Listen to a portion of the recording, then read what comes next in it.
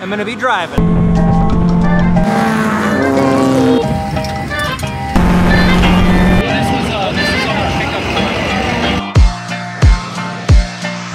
I got invited to compete in an endurance race at Thunderhill Raceway called the 24 Hours of Lemons. So I packed up all my gear and started making the long trek up to NorCal, which is very, very hot right now. But pretty soon I arrived at this track known for its track days, which I've never actually driven. Now this is not my first 24 Hours of Lemons, but this is my first 24 Hours of Lemons. Because the last time I did this race was actually only 14 hours. Very few of the Lemons races are actually 24 hours. This one is not 24 hours. This is 25 hours. Actually, no, it's not even 25 hours. It's 25 hours and 1 minute. So we've got a lot of racing ahead of us. And we're gonna be doing it in this car. A 1993 Honda Accord running the very underappreciated F-Series engine. At Lemons, you gotta have a theme, so the 257 Inconvenience Store was open for business, and the car is gonna be driven by Dillon, Paul, and Chris, Jake, Steve, and of course myself. We're all hoping to get as much seat time as possible. The thing about Lemons cars is that while they might look wild on the outside, inside they've got all the safety features of a regular race car. So normally tech for Lemons is pretty straightforward, but for a 25-hour race we got some extra stuff to make sure is good. Namely, lights on all of those race cars. They gotta make sure they're not blinding people, and they gotta make sure they're functional.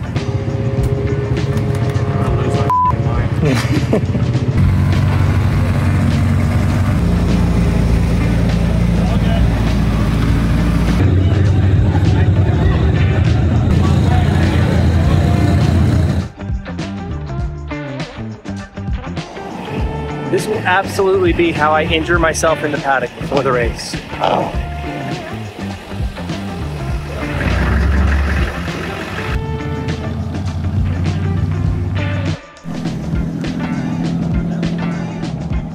Okay, so I didn't know this before we went into this, but this is apparently the longest race in America. Literally, we are doing 25 hours and 1 minute, specifically that 1 minute, so that we can claim the record over, I believe it was a NASA race that was 25 hours. So yeah, we're making history here. We're gonna go and catch the green flag because Steve is in the car right now and he's gonna be a lot faster than me. Having a team of AV nerds means we not only had a live stream, but we also had radio communication with Steve, so when the green flag dropped, he had a huge advantage. Oh, they just give it green flag, green flag. Watch your tower, watch the traffic.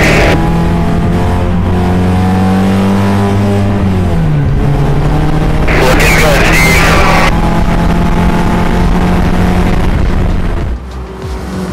While we may have sorted out a lot of the communication systems, the rest of the car was giving us some problems.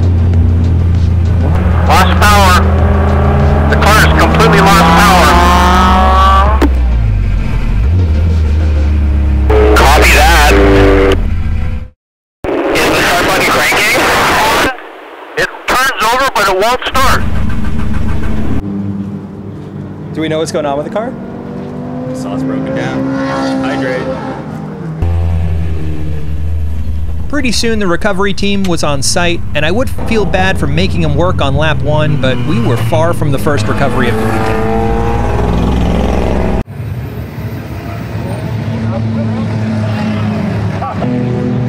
Thank you. Let's also go through fuses under the hood. Yeah, checking. The starter was coming on, but the dash wasn't getting power, and neither was the ignition, which means it's probably some kind of wiring issue.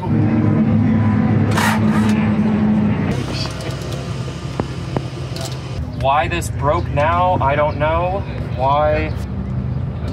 Super weird. What was it? What did you find? I just started snipping and simplifying even more. There was a connector, one of these little things that was jumping everything together. Oh, yeah. I removed it, bypassed it, and now everything works. So there was something in that connection that was got the crumper. Not happy. This is why wiring sucks. This is why people race old cars, because there's less things that could go wrong. There are less wires that you could be messing with. That took us an hour. Imagine if this was a car from 2019. We would be here tomorrow still working on this. That's all plugged. Yeah, that's it. That's it. All right, so the car's all running.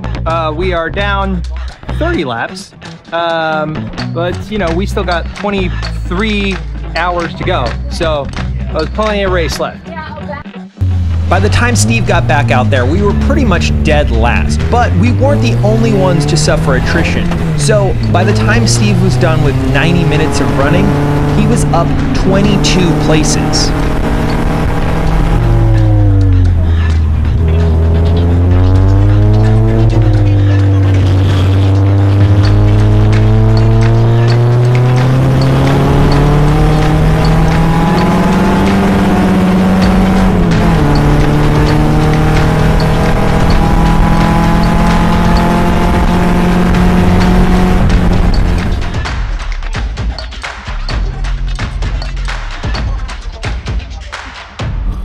Okay, getting in the car in 15 minutes in a car I haven't driven before, on a track I haven't driven, surrounded by 100 other drivers. And if I wreck it, everybody here doesn't get to drive. No pressure. All right. Oh, don't stand on the...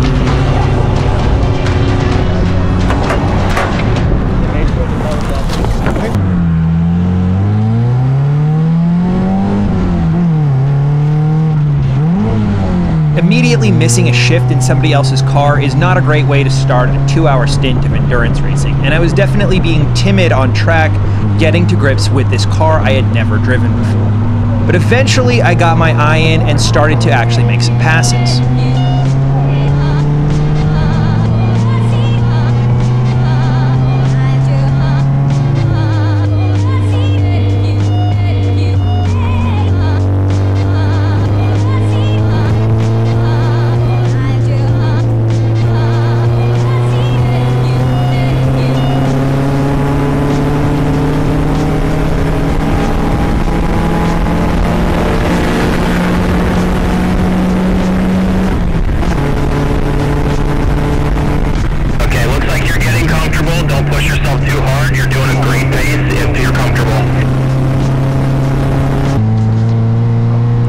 Lemons especially, you need to be comfortable in your own car, but you need to also be aware of the fact that every car you come up on is going to be completely different. And some will just be naturally smokier than others. Hey Joey, this is Chris. How do you like the smell of diesel? Boy, am I getting a lot of it. I swear I got more diesel smoke in my face in these 2 hours than I ever did working at a diesel shop for nearly 2 years. But he had so much torque off of the corners that I really couldn't get by. Eventually though, the fuel gauge was on E, and it was my time to come in and hand the car over to its owner, Dillon, who was going to go out there and set the fastest time we did all weekend.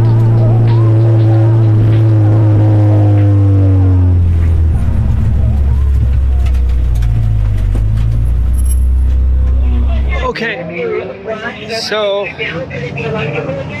my first stint is done, and I'm tired. Oh my gosh, my eyes are stinging because of that John Deere TDI diesel belching smoke into my face for so long. Yeah, one down, and Dillon's in the car right now, and it actually doesn't sound like it's going all that well. Oh, it's dying. Feels like I'm starving for fuel in the corners. Once again, we had some mystery issue with the car, and it must be a curse of some kind, because Dillon had to pull over at the exact same spot that Steve did. Oh, I'm dead. Yeah, it might be fuel or something. We start looking if there's auto parts stores around here, injectors, fuel pump possibly. Roger that. We got you. Because the power was dying off gradually, we were immediately thinking that this is a fuel issue. But there were a number of things we were going to have to check.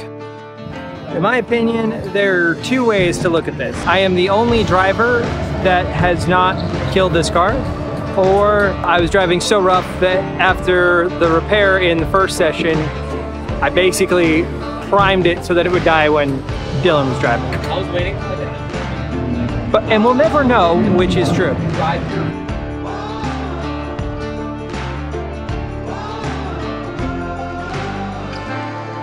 Okay, so we're not quite sure if the fuel pump is the issue, but if it is, the local O'Reilly's already pulled it for us because they're watching the live stream. So thank you, Miguel at O'Reilly.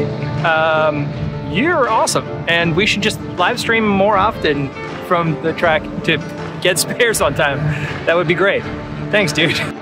Since time is of the essence when it comes to endurance racing, we gotta try and do multiple fixes at once.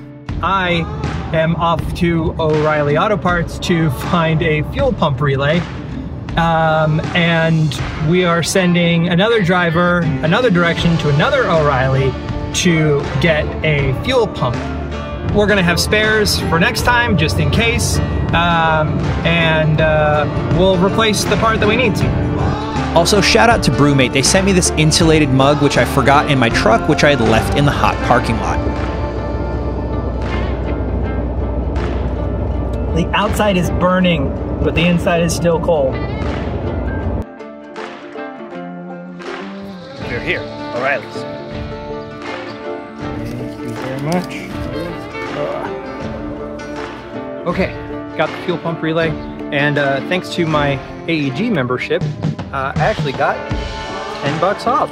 So yeah, making a difference, that sponsorship. Thank you guys.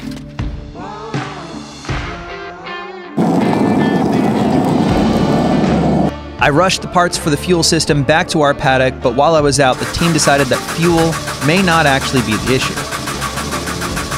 Okay, sun is gonna be setting real soon.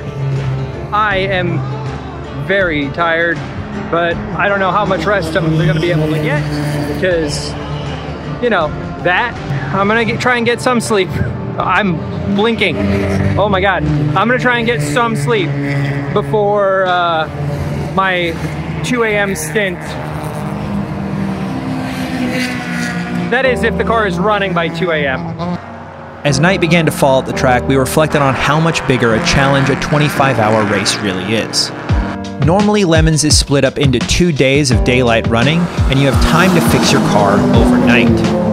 To win this race, though, the car basically needs to be running non-stop. We'd been fooled early on thinking our issue was with fueling, but now we were chasing down the issue in the distributor. Once the engine was running again, we noticed we had an exhaust leak at the header, but that's a much easier fix.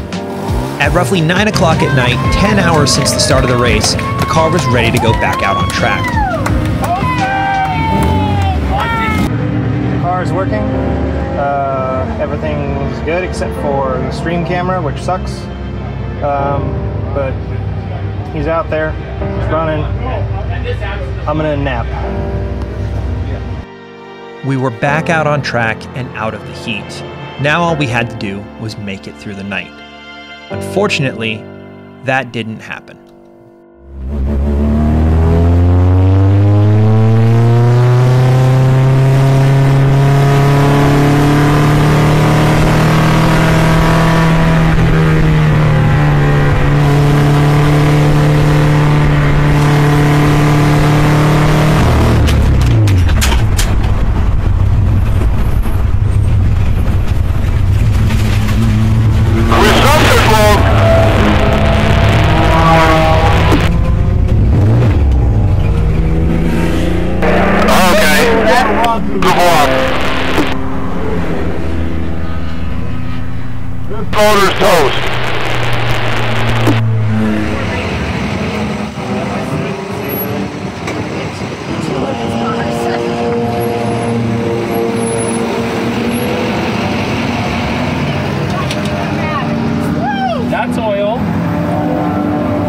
a huge hole, Paul. Oh, here we go. Oh, no, down here, Oh, yeah, Joey. yeah. Yeah, that'll do it. Ooh, yeah. Oh. Yep, here. The brake light was flashing. I don't know if that was doing it for anything else. Brake light. Yeah. Interesting. I think that's the least of our worries. Dillon had led the team in some heroic fixes this weekend, but a new engine just wasn't in the cards. The 25/7 inconvenience store was going to have to close up shop early.